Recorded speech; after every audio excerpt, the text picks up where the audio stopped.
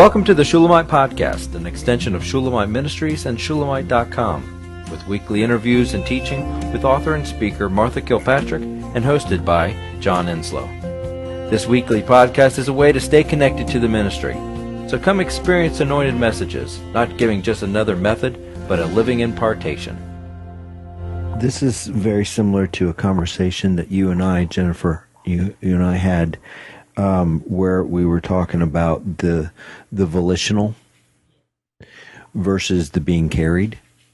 She mentioned something the other day when we were talking. She was saying she's had a difficult time kind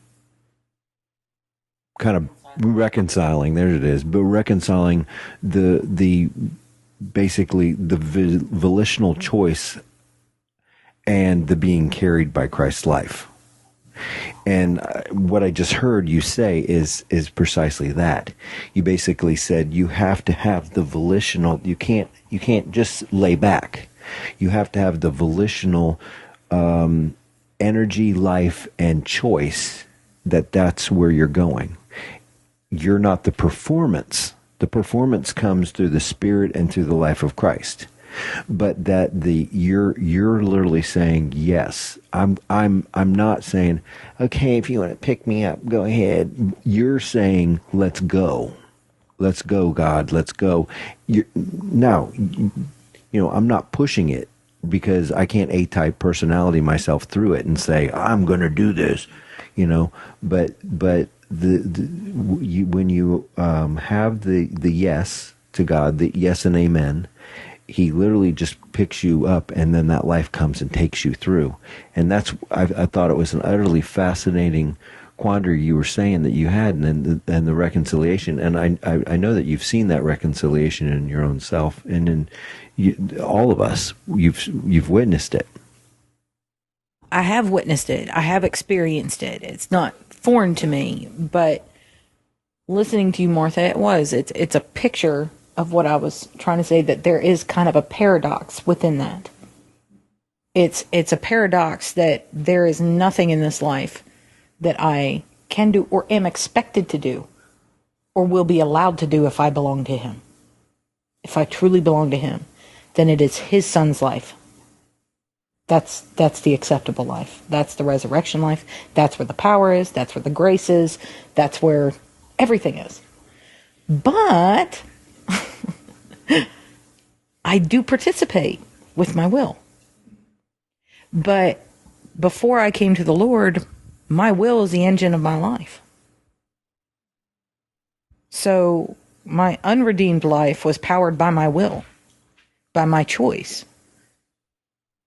And that's why it was such a mess. But to come into being born again, those two things seem to be completely at odds. And they're not in Him. It's perfect. But it is a spiritual paradox.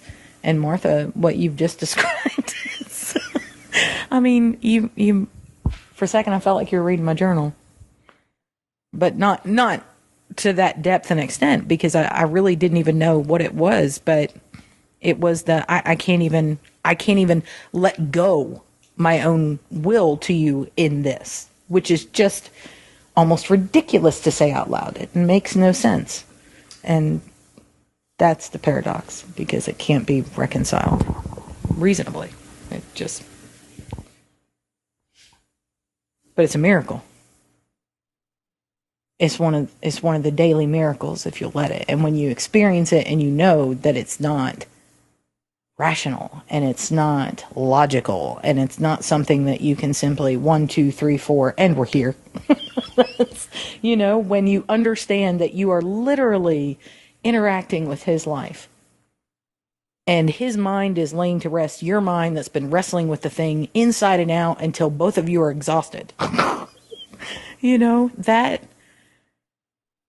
That's amazing. That blows my mind.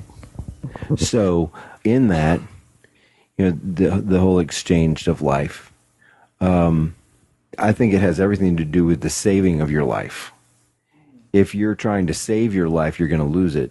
And if you're saving it, you're performing it, you're doing it, you're willing it, you're running at it, and to literally to have that the wind that I witnessed come through you, to have that wind come through,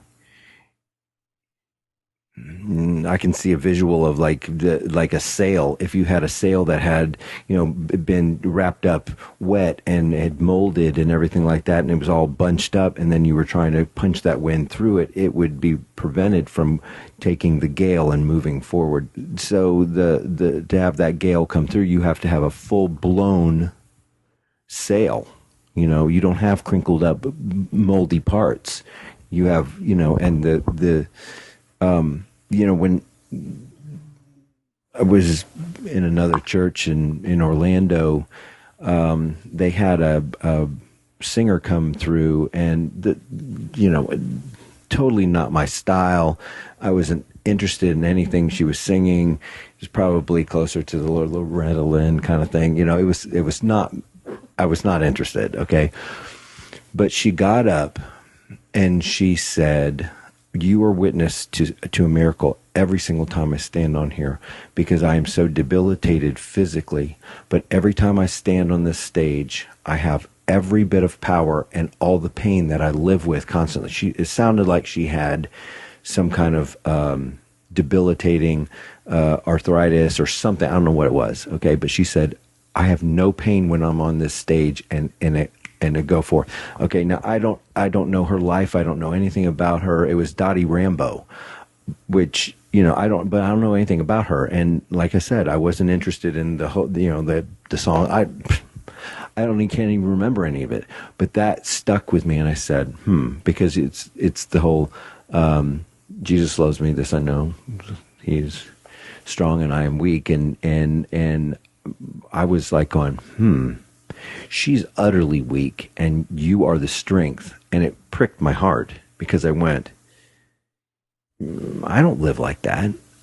I move, I go, I just do. I just do the best I can. I say, hey, yeah, this seems right for this moment, and I do it.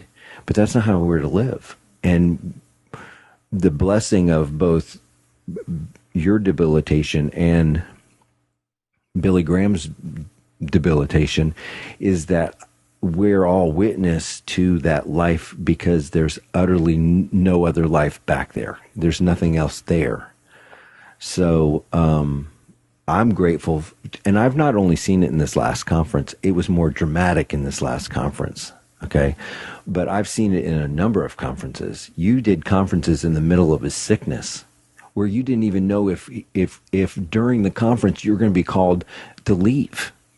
And I dry mouthed, white knuckled, sweated, because I knew who it's going to ride on if that happened. I was going, oh my God, I'm going to have to get up and speak the rest of the conference. So, or we're just going to sit and sing. Something was going to happen. But so I had no idea what was going to happen. But so I've witnessed that over and over with you. But I've witnessed that with, I've seen people say, okay, I'm going to write a book. And then they just go and write a book. And they wonder, why aren't you writing more stuff? Why is it taking you so long to finish the Cain and Abel, the Butter Blood book? Why is it taking you so long? And I know people have questioned that. We've been asking that for 8 years now. Yeah, we've had, really. And I look at it and I go, because she's not the author. If she was the author, she could go and she could just sit down and write it.